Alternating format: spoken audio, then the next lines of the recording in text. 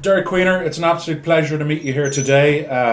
As you know, I choose the companies that I like because it's my show. So tell me about your company. SNAPHOOKZ Golf came about because I needed a little more convenience when it came to accessory placement for my own golf game. I bought a brand new golf bag, and the only thing that bothered me was the lack of accessory placement options. There was one accessory hanger. It was tucked in between both of the golf bags when they were on the golf cart. So me and my partner were always bumping shoulders and just trying to get 4 or 5 accessories accessible off of one accessory hanger just wasn't logical to me. So I came up with a product that solves that problem and quite a few more, as I found out. Now, the beauty of your product is simplicity, isn't it? Well, simplicity and quality. Absolutely. Quality is key for me. I'm very meticulous about how the product's put together and the materials used. And simplicity is in a golf world today where there's so many high-tech things. This is about as low-tech as you can get. And I'm just fine with that. We have enough things with microchips and SD cards and all the other gadgets. This is simple. You snap it on, you adjust it, and it makes your accessory golf a little bit more convenient. Now, it is one of those products, like I remember as a child, my great-grandfather Jack shouting at the television, the black and white television, saying that it was his idea, and he came up with that idea. Have you met many people like that? I actually haven't found one person that said, you know what, I made one of those 5 years ago. I have heard numerous people do the slap on the head and why didn't I think of that, but nobody's taking credit for it, so that's a good thing. Now, obviously, we all got to know about you from your success at the show in Orlando. How daunting was that show for you? I was very, very worried that the product wouldn't be as well received as I thought it would. I thought it was a great product, but I'm the guy that came up with it, so of course I thought it was a great product. So I was worried people in the golf industry would just shake their heads like, there's another guy that just wasted a whole lot of money.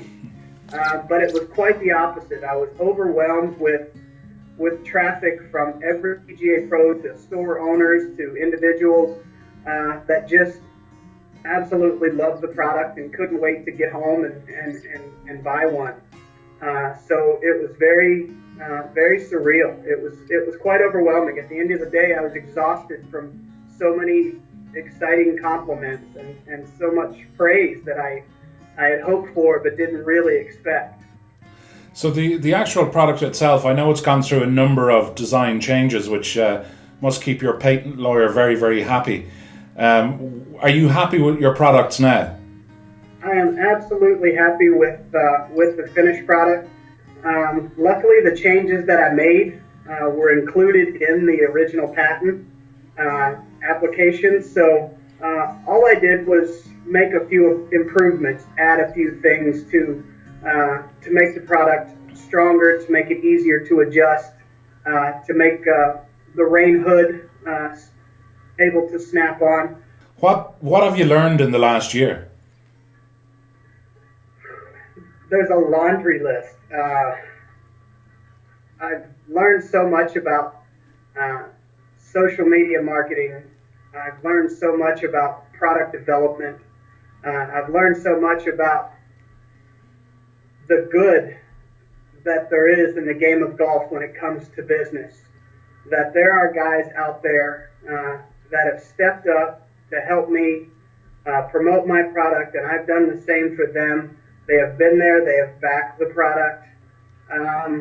They didn't care if they thought my product was better than theirs and might sell more than theirs, or they were there because it was a product they liked, and they've had my back for the last year. And I have done the same for that group of people that are starting up with small golf inventions or reinventing the wheel or the ball in some aspects. So I've learned that business is not all cutthroat. There's some really, really good people in the golf industry, and that makes me very happy. Yeah, it's one thing, Derek, that we're finding out now, which is the beauty of this interview series, is that there are so many good people out there. We're fed this line all the time about the cutthroat and people are going to steal your product and they're going to do this and they're going to do that. But there are some brilliant people in golf. Absolutely. I am always amazed at the end of the day with the communications that I have with people like yourself that just are just willing to give up their time, to chat with you or hey, will you give me a call because I need to know how you're doing this on this part of your business or that part of your business. And there's so many people willing to help, and I love getting the phone calls with people asking me, hey, how do you do that? How do you, how do you grow your Facebook account so big, or how do you get so many followers? And it's really amazing how people do want to help you out. It's not a cutthroat. It's not. I'm sure there are, and I'm sure somebody might steal my product and make it in another country, and there's nothing I can do about that. Flattery is taken in many different ways, and if somebody copies it, then that means I did something right with the original. So that's life, that's business. If they do it, shame on them. But I'm still the original SNAPHOOKZ. Let's hope there'll never be another one. Just on the social front, you mentioned social there. People at the moment are, if I can be so bold, they're kind of losing a bit of interest in Facebook. Twitter is huge. Instagram is huge. What have you found? I agree. I think people are getting a little bit frustrated with Facebook, and I don't know if it's just or unjust. I don't know if people feel like Facebook's maybe taking a few liberties that they shouldn't. I have no problem with Facebook. I do see a lot of my growth coming from Instagram and Twitter. I have a lot of followers compared to Facebook on both of those social media sites, but I think it's just so large. I just don't know if any business can really benefit as much on such a large scale, because there's just no way to reach those people without, I don't know, maybe having to pay for Facebook advertising, and that gets a little expensive. I was shocked at my bank statement last week. It was a little bit higher than I expected. So maybe that's why some of the businesses are getting away from Facebook. Is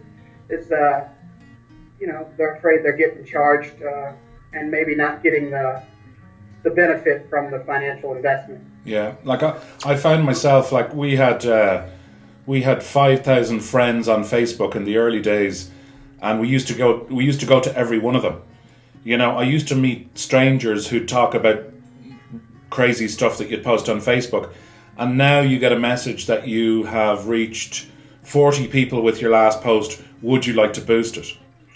Right. I think it's boost to 100 people as well for $30 or. It gets really expensive. I don't do that. The best way to boost your post, tag other people in it. Yeah. That way their friends see it. Yeah. But yeah, it gets expensive when you try to boost your post and it's 10,000 people for $100. You're like, yeah. Wow, yeah, that's expensive. Yeah, I think both you and I maybe got into the wrong business. We should have invented Facebook. Yeah, that's a little out of my realm of expertise. Well, listen, Derek, it's been an absolute pleasure talking to you. Obviously, your product is available throughout the world. It's a great product. I've seen it myself. I'm absolutely delighted to talk to you. I love talking to inventors who've invented just simple things that work, things that every golfer should have. So my final wish is, may your God go with you, Derek, whomever your God may be.